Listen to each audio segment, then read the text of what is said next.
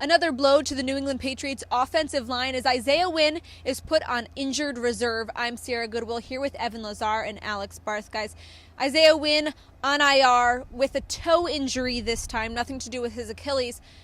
How frustrating is this for the Patriots for an offensive line who's already lost David Andrews long term, has that question mark in Marcus Cannon? What's the short-term outlook for this group?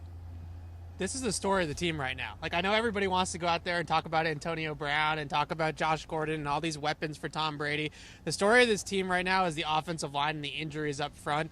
I think the biggest issue for Isaiah Wynn is not necessarily in the short term, it's the long-term outlook. Is this guy going to be able to stay on the field consistently enough for them to count on him being the left tackle, not just this year, but for the next 3 or 4 seasons? I think that's a bigger question than what they're going to do over the next 8 weeks. But right now, what they are able to do in the short term is going to be really the deciding factor whether or not this team not necessarily makes the playoffs, because I think they'll make the playoffs anyways, but goes 14-2, 15-1, 16-0. We start having those types of conversations. This is the Achilles heel that could potentially, rear its ugly head. And you talk about this being the story of the team on top of the injuries.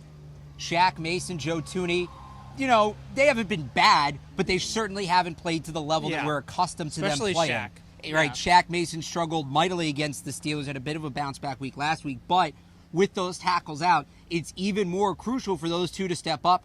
It's going to be a good test against the Jets. The Jets have a lot of weaknesses, as we'll get to in another video, but defensive line, one of their strengths, especially on that interior. So as we figure out what's going to happen on the short term with the tackles, keep an eye on the guards and see how much they can carry the load. A big reason why this situation probably isn't as serious as it would be for other teams around the league is because the Patriots have Dante Scarnecchia leading that offensive line, who has obviously shown that he can kind of make lemonade out of lemons in any sort of situation. Yeah. So how comfortable do you feel that Scar will be able to make this offensive line work with the new members? Listen, Scar's great. We all love Scarnecchia, right? Especially me. No one loves him more than I do. But at the end of the day, you still have to have talent, right? You still have to have the players out there need to go out there and execute the game plan, execute the coaching techniques, and be able to play at a high level. That's the end of the day. Scarnecchia is not the one lining up at left tackle on Sunday. With that said, I think what's interesting is what they're going to do moving forward with that left tackle spot. Marshall Newhouse was obviously in there in emergency last week, but if they're planning on Isaiah Wynn being out for a long time, he's obviously going to be out for at least 8 weeks, but if they're thinking it's going to be longer than that, maybe even the rest of the season, then I wouldn't be surprised if they kick Joe Thuney out there and have Joe Thuney play left tackle for the time being, or at least going forward, because he's their most talented left tackle on the roster right now that's healthy. So I think Newhouse is kind of like a stopgap short-term solution that Scarnecchia can coach up and help out with some chips with the running backs and get the ball out of Brady's hand quickly. Maybe they leave a tight end in to block every once in a while also. But in the long term, I wouldn't be shocked if Thuney gets that spot. And the other important thing to remember when you talk about Dante Scarnecchia's influence, a lot of this comes from, he normally has all summer to work with these guys. Last year with Trent Brown, everybody called that one of his crowning achievements. He was working with Trent Brown, starting in April, starting at OTAs. So you have guys like Marshall Newhouse, like Corey Cunningham, Jermaine Illuminor, all these guys that they're bringing in now last second to try to fix things. Scarnecchia doesn't have all those months he normally does to help build those guys up. He's trying to get them going in the flow of the season when he has his normal regular season responsibilities going on as well. So Dante Scarnecchia always going to be a huge help, but he's really handcuffed with what he can do in this specific situation.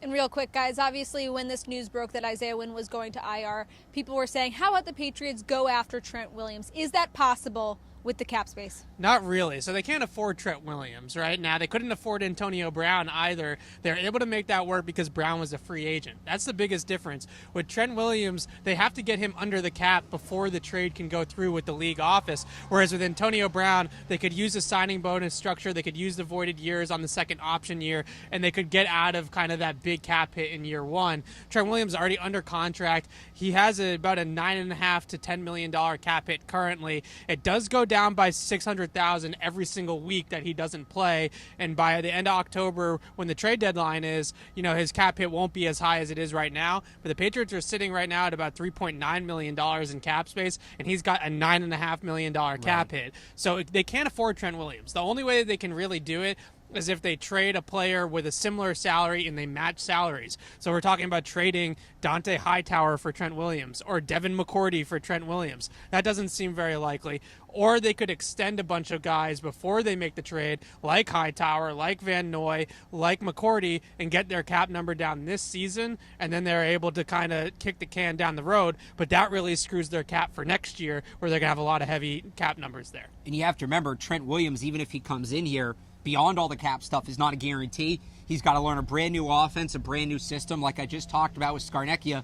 These aren't things that are easy to do in the middle of the season. This is why you rarely see player trades mid-season in the NFL. It's not like basketball where you can go out there and there's a scheme, but there's a certain independent awareness to it. Baseball, you step to the plate, it doesn't matter what uniform you're wearing, you're going to have the same approach more or less. It's going to be very different for Trent Williams coming here than it is in Washington. This is going to be a transition period. So are you willing to give up a big name player or sacrifice your cap next year for, let's say they have to wait till the deadline, and then you figure a week or two of transition for Trent Brown, even with the playoffs, that's 8 or 9 weeks.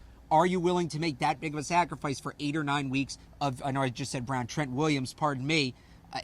To me, given the way the Patriots approach things, seems like a heavy no. This FOXBORO report is brought to you by betonline.ag. Head to their website, enter promo code CLNS50 to receive your 50% welcome bonus. For all of our Patriots content, head to our website at clnsmedia.com and subscribe to our YouTube channel at CLNS Media.